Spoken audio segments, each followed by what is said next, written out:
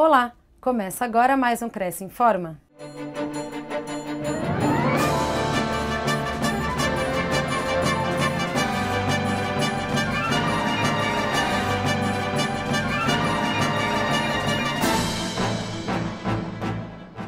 Rio e São Paulo estão entre os 5 aluguéis mais caros das Américas para expatriados. As cidades do Rio de Janeiro e de São Paulo estão entre as 5 mais caras das Américas para um expatriado alugar um apartamento de 3 dormitórios, segundo revela pesquisa realizada pela consultoria de recursos humanos ECA International, que analisou o preço desse tipo de imóvel em 130 municípios ao redor do mundo. Conforme o levantamento, a capital fluminense está na 4ª posição do continente, enquanto São Paulo está na 5ª colocação. Nova York, nos Estados Unidos, é a mais cara das Américas e a 4ª mais cara do mundo. No continente, entre as 10 mais caras, aparecem ainda Caracas, na Venezuela, na 2ª colocação, e Bogotá, na Colômbia, em 3º lugar. Ainda segundo a consultoria, no ranking geral, a cidade com aluguel mais caro é Hong Kong, onde um apartamento com as características analisadas sai por uma média de $11.813 ao mês. No ranking mundial, Rio de Janeiro e São Paulo aparecem na 12ª e 17ª colocações, com os aluguéis saindo respectivamente por $5.210 e $4.547. O aumento de preços entre 2010 e 2011 ficou em quase 20% no Rio, em termos de moeda nacional, e em 30% quando convertido em dólares norte-americanos. A consultoria acredita que o aumento de preços na cidade foi influenciado pela realização da Copa do Mundo de 2014 e das Olimpíadas de 2016. Em São Paulo, o aumento médio dos aluguéis foi de 17% em moeda local e de 27% em dólares norte-americanos. Cresce a compra de imóvel em consórcio. Os 2 maiores bancos do país, Banco do Brasil e Itaú Unibanco, mais que dobraram o valor máximo da carta de crédito para a aquisição de imóveis, passando de R$300 mil e R$250 mil, respectivamente, para R$700 mil. Segundo o executivo de um desses bancos, houve uma forte adesão em São Paulo, que responde por 35% das cotas, em razão da valorização imobiliária no estado, que proporcionou uma demanda por grupos com valores mais altos. Além disso, foi identificado um crescente interesse na aquisição de imóveis comerciais, que possuem geralmente um custo total mais elevado. Em geral, aqueles que se interessam por cartas de maior valor são os que pretendem se mudar para um imóvel maior ou mais bem localizado. As instituições financeiras não consideram que o consórcio seja um concorrente do crédito imobiliário, porque os focos são públicos diferentes. O consórcio é mais indicado para quem precisa do bem apenas a médio ou longo prazo, já que se não for sorteado logo ou conseguir arrematar a carta de crédito ao dar um lance, o cliente pode ter que esperar mais de 16 anos para ter o dinheiro. Na modalidade, não há cobrança de juros, portanto, o custo final é menor do que o financiamento habitacional, mas os interessados devem olhar com atenção redobrada a taxa de administração. Outro item importante a ser considerado no cálculo para definir a melhor opção é o fundo de reserva. Na maioria das empresas, o percentual sobre o valor da carta de crédito varia de 0 a 5%. Casa do filme Esqueceram de Mim é vendida por $1,5 milhão.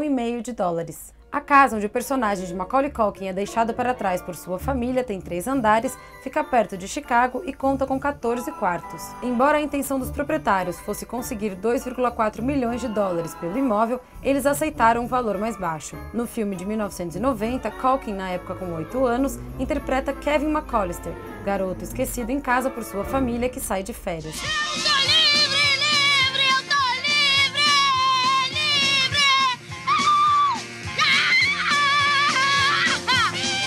Sozinho, ele deve proteger sua residência de 2 bandidos, que tentam roubar a casa. Oi, tudo bem?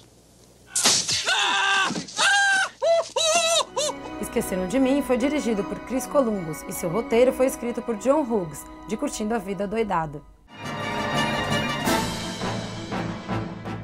Cuidado com seu perfil na rede social. Um dos principais aspectos levados em conta atualmente é se o candidato a uma vaga de emprego tem perfil no Facebook, no Twitter ou em outras redes sociais. E o comportamento desses candidatos também é analisado pelos recrutadores. Para especialistas no assunto, é preciso ficar atento e fazer uma boa seleção do que é postado e compartilhado com o público em geral. Se você ainda não tem um perfil no LinkedIn, a dica é abrir uma conta na rede social, focada nos relacionamentos profissionais. Por ser menos pessoal, cuidado com o que compartilha. Se o assunto for relevante para sua rede de contatos, seus colegas e ex-colegas de trabalho, tudo bem. Caso seja muito pessoal, pense 2 vezes antes de publicar. ou poste direto no Facebook. Você pode construir as próprias estratégias. O importante é não fazer feio na hora das entrevistas de estágio de emprego. Habitação popular. Milhares de famílias ainda esperam por suas casas. A fila é longa. Cerca de 1 milhão de pessoas estão cadastradas e aguardam para receber moradia da prefeitura. Mas o governo municipal, por meio de seus diversos programas habitacionais, só consegue entregar 6 mil unidades por ano. Se continuar nesse ritmo, seriam necessários 166 anos para zerar a demanda. Nas contas da prefeitura, que preparou um plano municipal de habitação, há 3 milhões de paulistanos vivendo em assentamentos precários. Para resolver o problema, segundo o governo municipal, seriam necessários adequar 670 mil domicílios e criar outras 130 mil moradias, a um custo de 20 bilhões de reais. Nessa visão, os números são mais otimistas, mas ainda assim desanimadores. Pelo ritmo atual de entregas de moradias, seriam necessários 21 anos para zerar o déficit. Isso se mais ninguém se somar à fila.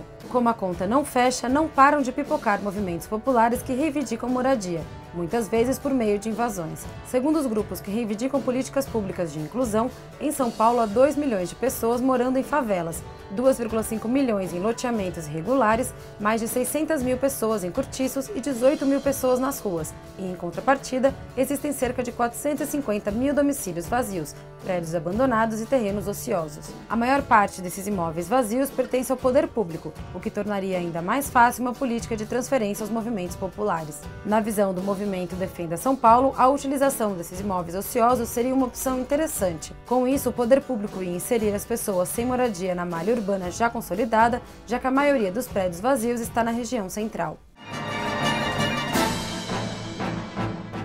Confira os eventos do Crescisp para a próxima semana e monte sua programação.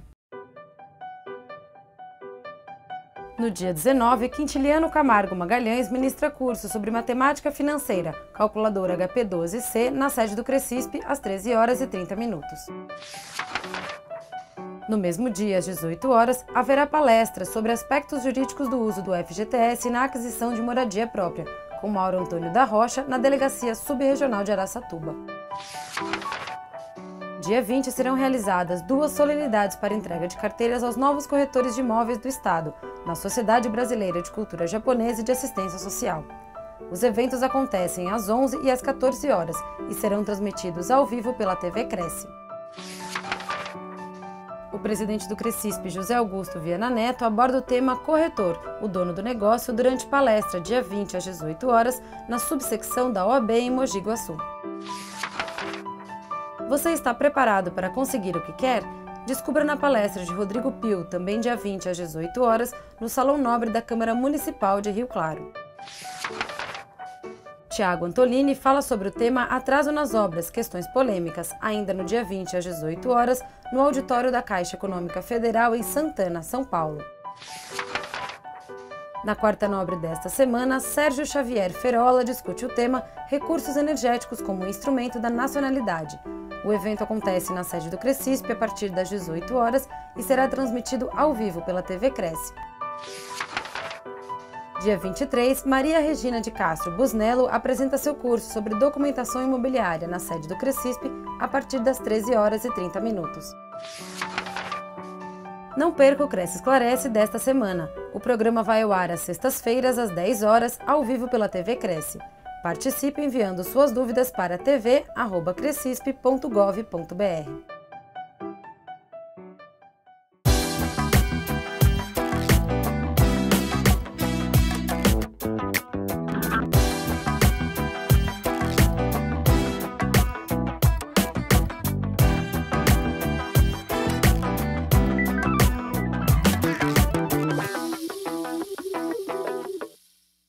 Casa do Tatuapé resgata a memória da cidade de São Paulo.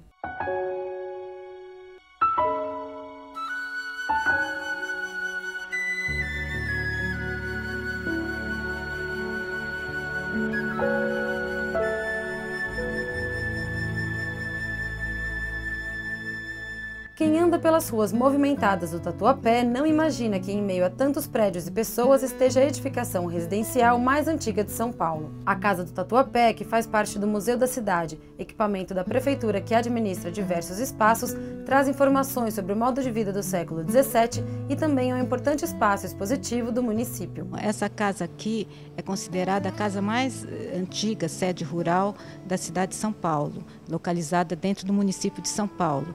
É uma casa do século XVII, né, 1698 mais ou menos, e ela sobreviveu até hoje, né? Então acho que só o fato dela existir até hoje já é uma coisa super importante, né? Do ponto de vista histórico, arquitetônico, que mostra como as pessoas viviam naquela época. A Casa do Tatuapé possui uma planta típica de uma casa bandeirista, com 7 cômodos, 2 sótãos e 1 alpendre. O imóvel passou por uma grande reforma em 79 que durou cerca de 2 anos, sendo aberta para o público em 81. A construção original, toda feita em taipa de pilão, foi mantida, exceto algumas paredes em ruínas que tiveram que ser refeitas. Passeando pelo local, é possível ver de perto como são feitas as paredes de taipa e ainda aprender um pouco sobre essa técnica, muito comum no passado. As paredes tinham no mínimo 50 centímetros de largura, para dar sustentação, e eram feitas de barro. Em uma sala, além das explicações sobre a taipa, há amostras dos diversos pisos que já foram utilizados no local, e também de paredes de pau a pique, outra técnica comum naquele tempo. Nos outros cômodos está instalada a exposição Fazeres e Sabores da Cozinha Paulista, que conta um pouco da história e origem de diversos objetos e receitas tipicamente paulistanas. Muito surgiu da junção dos colonizadores com os hábitos dos índios que já habitavam o nosso país. O curioso é perceber que muitos utensílios continuam em uso até hoje, como as colheres de pau, o cuscuzeiro, as chaleiras, entre outros.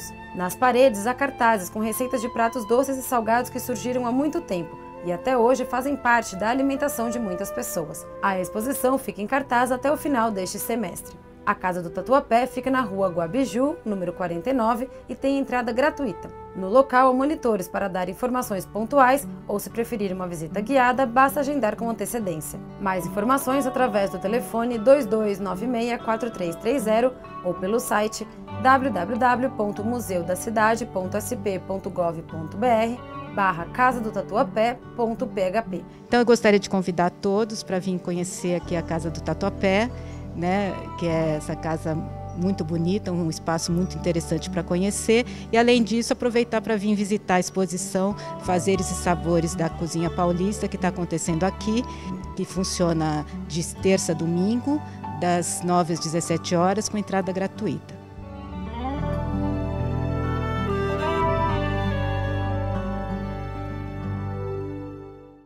Envie sua crítica ou sugestão para o Cresce Informa.